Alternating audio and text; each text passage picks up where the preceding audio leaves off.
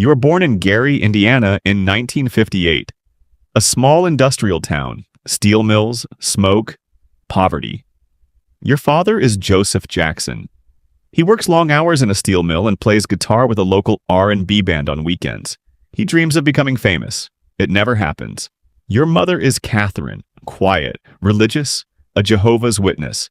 You are the seventh of 9 children. The house has 2 bedrooms. You share beds, you share clothes, you share almost everything. You're 5 years old when your father notices your voice. Higher than the others, stronger than the others. Suddenly, childhood has a new name. He calls it practice. It sounds much kinder than what it really is. Work. Rehearsals last for hours. Every step has to be perfect. Every note has to be perfect. If you make mistakes, you start again.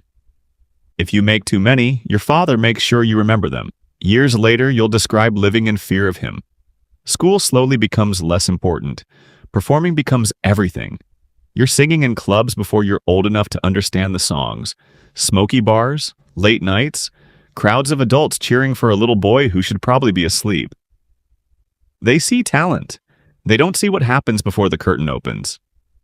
Then everything changes. Motown signs your family. The Jackson 5 become one of the biggest groups in America. Television appearances replace ordinary weekends. Tours replace birthdays. Millions of people know your name before you've even reached your teenage years. Everyone tells you how lucky you are. Almost nobody asks whether you wanted any of it. You're 13 when your voice begins to change. Most child stars disappear at this point. You don't. Instead, you reinvent yourself. Every album gets bigger. Every performance gets sharper. Every expectation gets heavier. You stop being treated like a person and start being treated like a product. One that always has to sell. Suddenly, you're the most famous entertainer on earth. Music videos stop being advertisements and become global events. The moonwalk becomes one of the most recognizable dance moves in history. The glove, the jacket, the hat, they all become symbols. Everywhere you go, people scream before you even speak. It sounds like the perfect life. It isn't. You can't walk through a shopping center. You can't eat in a restaurant without security. You can't sit on a beach or take a quiet walk outside. Every public moment belongs to everyone except you. The more famous you become, the smaller your private world gets. You start talking about the childhood you never really had. While other children played outside, you rehearsed. While they made friends, you toured the world. Money can buy houses. It can buy amusement parks. It can buy almost anything. It can't buy back the years you missed. So you build Neverland Ranch. Roller coasters, a zoo, a cinema, a place that looks more like a dream than a home. Many people think it's strange. You see something different. A childhood arriving decades too late.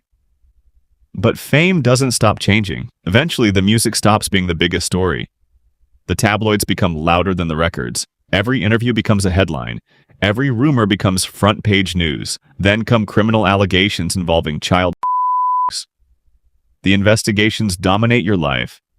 In 2005, after a highly publicized trial, you're found not guilty on all charges. Even so, public arguments over your legacy continue for decades. For many people, the accusations become inseparable from the music. Others focus on the acquittal and his artistic achievements. Your story is no longer yours alone. Everyone else is writing it too. You begin trusting fewer people. Managers, lawyers, employees, doctors. Everyone seems to want something from the most famous man in the room. Sometimes you imagine disappearing somewhere nobody knows your face. But there is nowhere left to disappear. Your face is one of the most recognizable on the planet. You spent your entire life becoming famous. Now fame has become the one thing you can't escape. In 2009, you announce one final comeback. This is it.